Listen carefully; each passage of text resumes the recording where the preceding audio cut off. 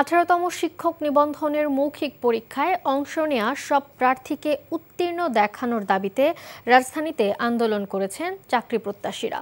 তবে সড়ক বন্ধ করে আন্দোলন করায় জলকামান ও সাউন্ড গ্রেনেড ছুড়ে তাদেরকে ছত্রভঙ্গ করে দেয় পুলিশ। চাকরি প্রত্যাশীদের মধ্যে এ সময় আহত হন প্রায় 20 জন।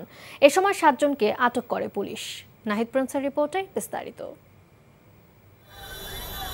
18তম শিক্ষক নিবন্ধন পরীক্ষার ফলাফল পুনর্বিবেচনার দাবিতে বিক্ষোভে ফেটে পড়েছেন চাকরি প্রত্যাশীরা।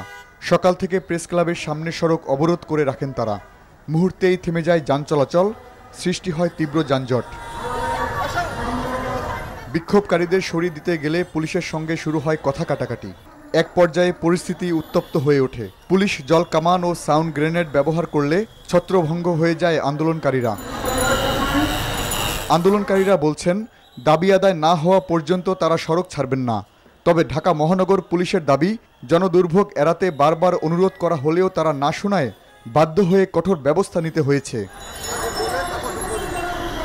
ফল পুনর্বিবেচনার দাবিতে আন্দোলন অব্যাহত রাখার ঘোষণা দিয়েছে প্রার্থীরা।